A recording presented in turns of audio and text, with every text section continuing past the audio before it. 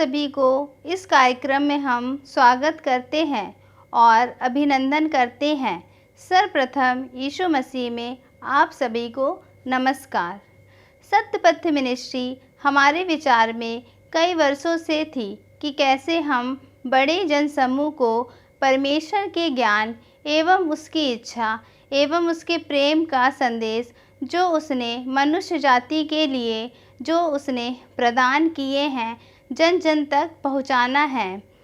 TV channel एक ऐसा माध्यम है जिसके द्वारा हम अपनी इस योजना को सफल रूप दे सकते हैं। सत्यपथ मिनिस्ट्री श्री जेम्स कुरियन एवं उनके दोनों पुत्र जयंत कुरियन एवं जॉन कुरियन, पुत्री ग्रेस तुहिन दास एवं पुत्रवधू कृपा जयंत एवं प्रियंका जॉन कुरियन इसमें सहभागी होंगे। यह कार्यक्रम हर शनिवार को शाम 5 बजे से 5:30 बजे तक प्रस्तुत किया जाएगा। आप सभी से निवेदन है कि इस कार्यक्रम को देखें और आत्मिक लाभ उठाएं। जय मसीह की। आइए हम इस पुराने गीत को गाते हैं जिसका शीर्षक है आभारी हूँ सिर मैं झुकाऊं।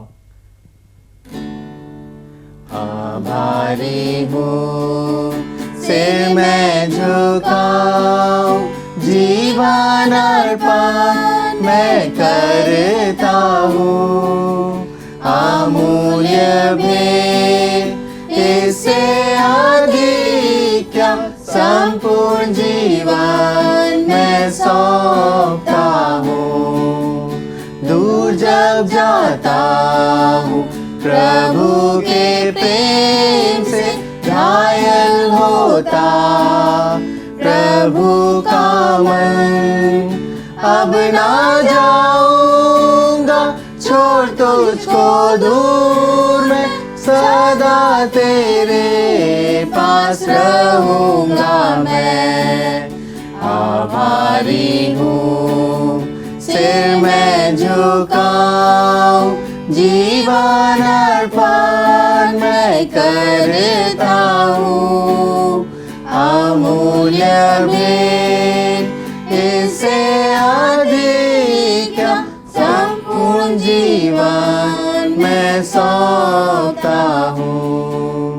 मन मेरा खींचता जग के विभाव से अभिलाषा जो बांधा मेरा, मसीह के अद्भुत प्रेम के लिए सब बाधा को छोड़ता हूँ। मैं आभारी हूँ सिर मैं झुकाऊं, जीवन अर्पण मैं करता हूँ।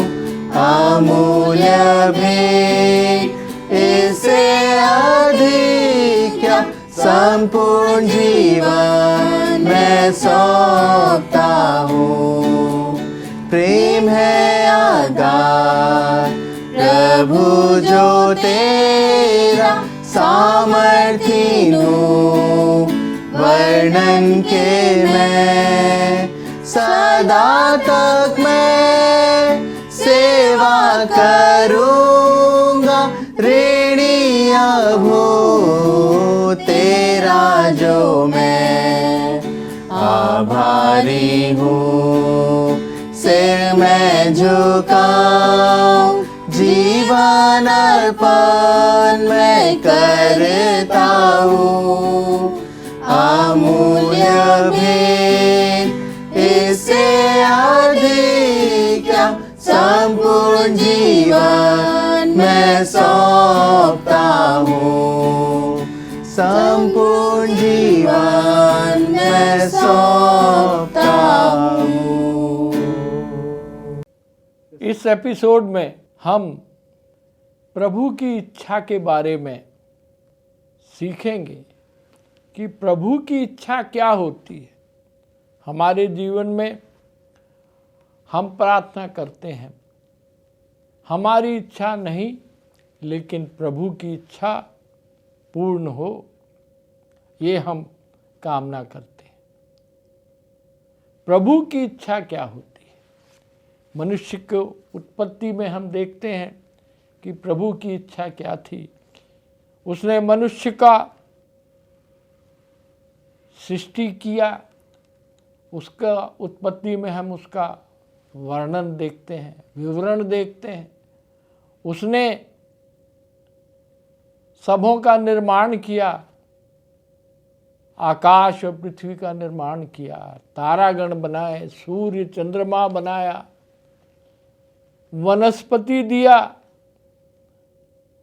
सबसे पहले उत्पत्ति में हम देखते हैं कि जीव था, जिसमें जीवन था, वो था वनस्पति,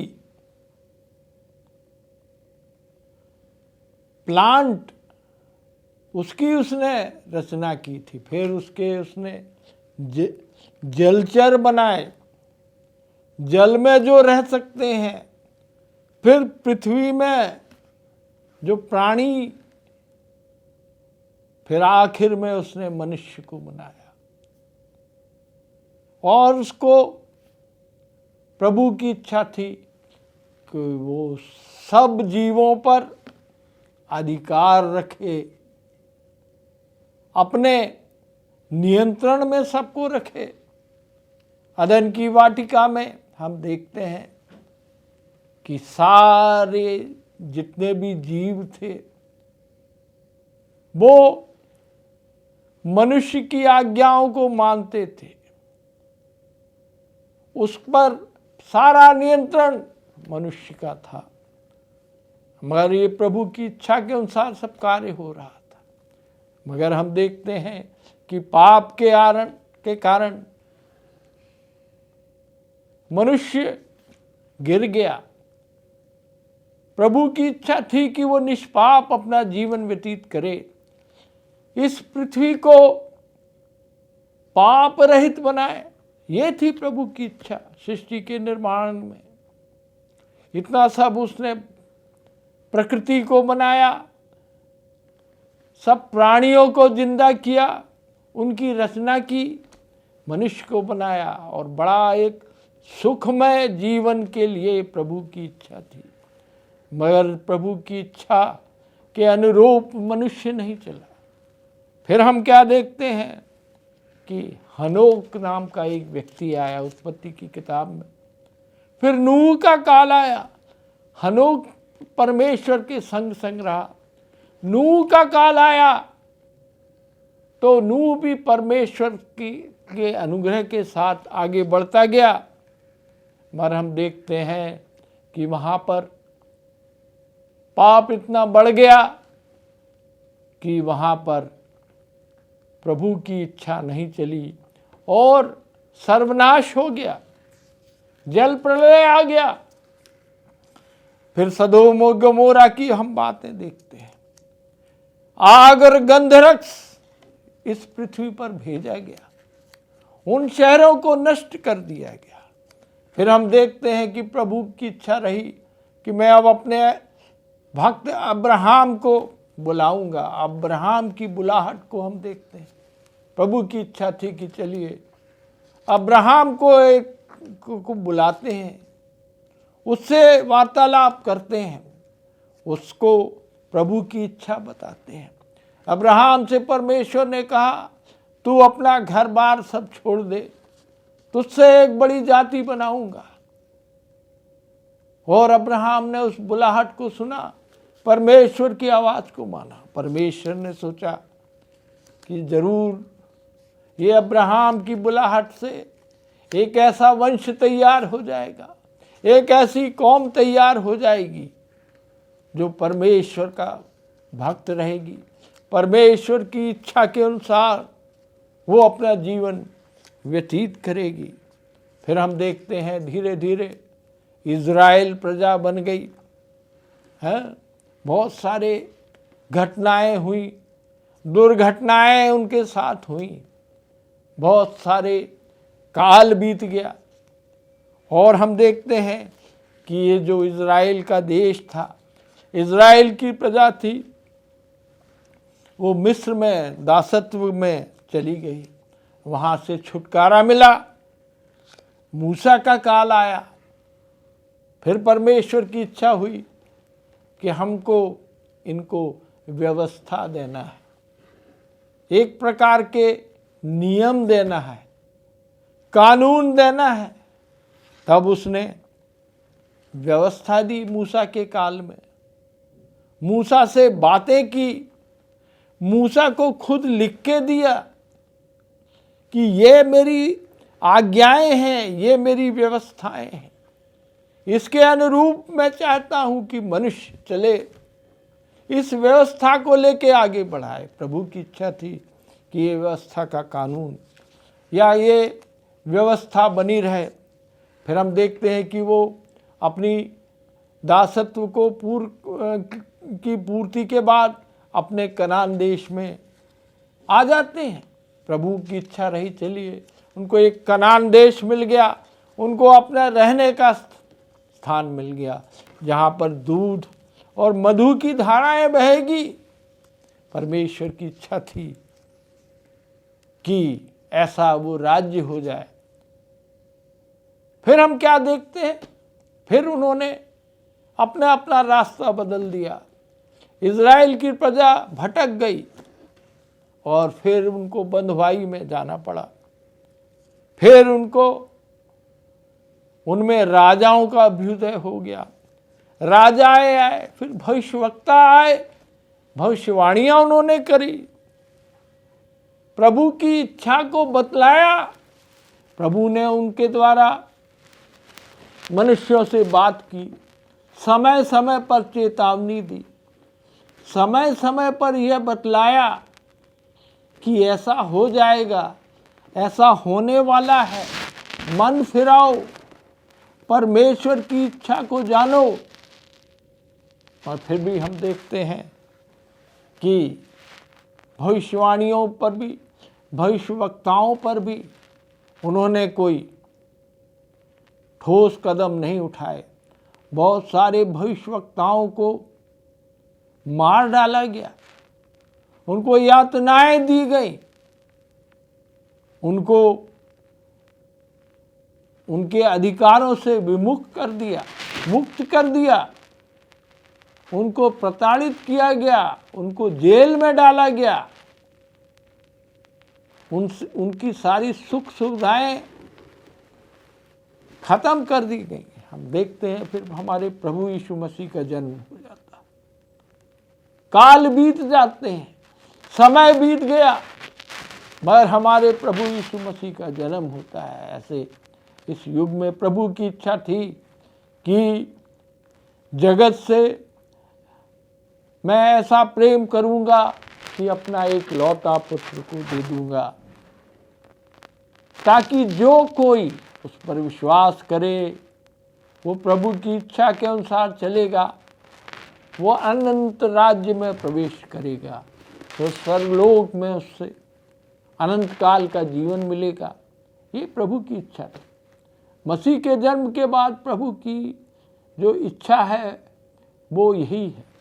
प्रभु की इच्छा में हम सुसमाचारों में देखते हैं और कई बातें हमको सुसमाचारों में देखते हैं। एक बहुत बड़ी बात हम देखते हैं, मसीह के जन्म के बाद प्रार्थना में, प्रार्थना कैसा करना है वो हमारे प्रभु यीशु मसीह ने हम सबों को लिखित में, सुसमाचार में अभिव्यक्त किया है। अभिव्यक्ति ये थी, उसमें उल्लेखित की गई, प्रभु अपने शिष्यों को बता रहे थे कि कैसे प्रार्थना की जाए, उसको महत्व को बता रहे थे। प्रार्थना जो अधिकांश चर्चों में ये वाली प्रार्थना पढ़ी जाती है, उसका उच्चारण किया जाता है, वो उसका पहला सेंटेंस क्या है? हे हमारे पिता। प्रभु को हमको हमारे पिता स्वरूप जानना चाहिए। कोई भी पिता अपने बच्चों का अहित नहीं करना चाहता है। हे हमारे पिता तू जो स्वर्ग में है। वो ऊंचाई पर है, इसका मतलब वो स्वर्ग में ऊपर है और नीचे धरती को देखता रहता है। उसकी जनता को, उसकी प्रजा को, उसके देशों को, उनके नागरिकों को वो देख सकता है। तू जो स्वर्ग में है, तेरा नाम पवित्र माना जाए। उसका नाम क्या है? पवित्र पवित्र पवित्र परमेश्वर। प्रकाशित वाक्य में हम पढ़ते हैं, वहां पर ये गीत गाया जाता है, पवित्र पवित्र पवित्र परमेश्वर। और यहाँ पर प्रभु यीशु मसीह अपने शिष्यों को सिखा रहे हैं कि तेरा नाम पवित्र माना जाए, तेरा राज्य आए। स्वर्ग में एक राज्य है, उसकी मनोकामना यहाँ पृथ्वी पर वो कर रहा है। वो कह रहा है कि ऐसी प्रार्थना करो, तेरा राज्य आना चाहिए जैसी स्वर्ग में होती है। स्वर्ग में जैसे तेरा राज्य है वैसे पृथ्वी पर हो। फिर लिखता है, फिर उसमें लिखा है, जैसी तेरी इच्छा स्वर्ग में पूरी होती है वैसी ही पृथ्वी पर भी हो। प्रभु हमारा निरंतर प्रयास करता चला जा रहा है कि जैसी उसकी इच्छा स्वर्ग में पूरी होती है, लेश मात्र भी उसकी इच्छा के विपरीत कोई काम नहीं होता है स्वर्ग में। वैसी ही इच्छा, जैसी उसकी इच्छा स्वर्ग में होती है, पूर्ति होती है, वैसे पृथ्वी पर भी होने के लिए प्रभु की इच्छा होती है कि स्वर्ग में भी हो और पृथ्वी पर भी हो। मगर पृथ्वी पर प्रभु की इच्छा पूरी नहीं हो पाती है, हम सब उसमें चूक जाते हैं। प्रभु की इच्छा जो हमारे जीवन में होना चाहिए उससे हम भटक जाते हैं, हम अपना अपना मार्ग ले लेते हैं। परमेश्वर ने अपने पुत्र को भेजकर उसकी इच्छा को प्रकट किया है। सब कोई उसके पुत्र को माने, उसके बलिदान को समझे, सब लोग उसकी इच्छा को माने, उसकी इच्छा को पहचाने। समय समय पर हम सबको चेतावनी दी गई है कि प्रभु की इच्छा को हमको मानना है। पृथ्वी पर जैसी पूरी होती है, पृथ्वी पर वो पूरी नहीं होती, क्योंकि पृथ्वी पूरी पाप से भरी हुई है। हम सब पापी हैं। उसकी इच्छा है कि हम इस पाप से मुक्त हों, परमेश्वर के नज़दीक आएं, परमेश्वर के सम्मुख आएं और हम सबों को मुक्ति मिले। ये प्रभु की इच्छा है और इसमें हमको हमेशा प्रयास करना चाहिए। हमारा जीवन भी हम हमेशा अपने जीवन के द्वारा प्रभु की इच्छा पूरी करने का प्रयास करते रहना चाहिए। फिर इसके बाद हमको अपने पाप से मुक्ति मिलेगी। प्रभु ने जो इच्छा शुरुआत से उत्पत्ति के समय में मनुष्य को बनाने से पहले प्रभु ने इच्छा जाहिर रखी थी, वो अपनी इच्छा के अनुसार ही काम कर रहा है, उसमें प्रयास करता जा रहा है। हम कितने भी भटक जाएं, परमेश्वर हमारी सुधि लेता है। वो चाहता है कि हम उसकी प्रजा बने, उसकी आज्ञाओं को माने, उसकी इच्छाओं पर चले।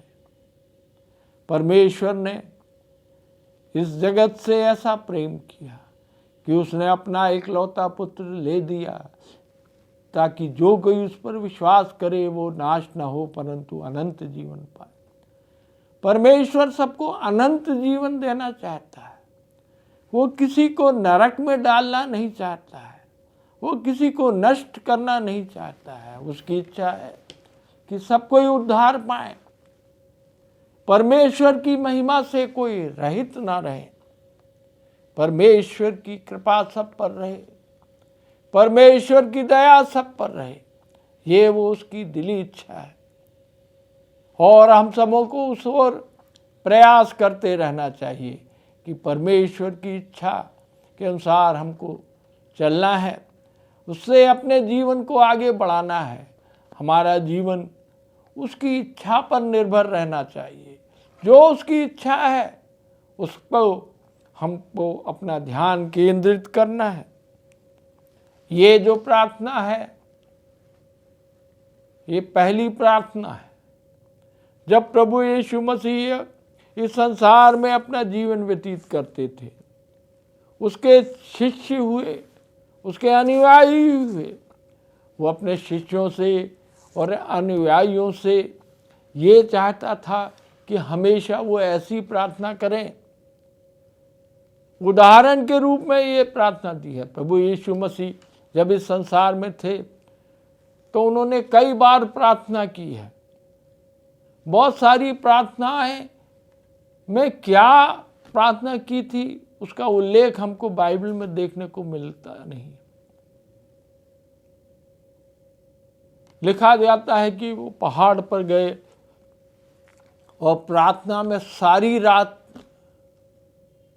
बिता दिया। क्या क्या विषय में प्रार्थना की है उसके बारे में कोई उल्लेख हमको देखने को नहीं मिलता है। बहुत ये केवल ये एक प्रार्थना है जो सुसमाचार में अंकित की गई है कि प्रभु ने प्रार्थना करने को इस तरह से सिखाया अपने चेलों को। हम भी सब प्रभु यीशु मसीह के चेले हैं। हमको हमेशा यही प्रार्थना करनी चाहिए कि जैसी उसकी इच्छा स्वर्ग में पूरी होती है वैसे ही पृथ्वी पर भी हो। पृथ्वी के सारे कार्यकलाप उसकी इच्छानुसार होना चाहिए। लोगों का जीवन उसकी इच्छानुसार होना चाहिए। लोगों के सारे कर्तव्य प्रभु की इच्छा के अनुरूप होना चाहिए। ये ऐसी बातें हैं जो परमेश्वर हम सबों से चाहता है। सबों को ये आशा रखता है सबों से कि जैसी उसकी इच्छा है वैसे ही हम काम करें। एक और प्रार्थना का वर्णन अंकित किया गया है।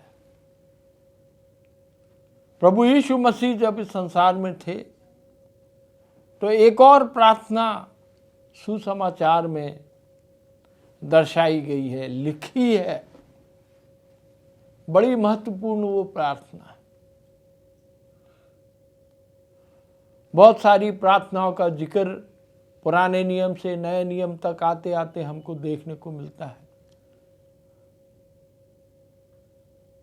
सुलेमान की प्रार्थना को हमको देखने को मिलता है।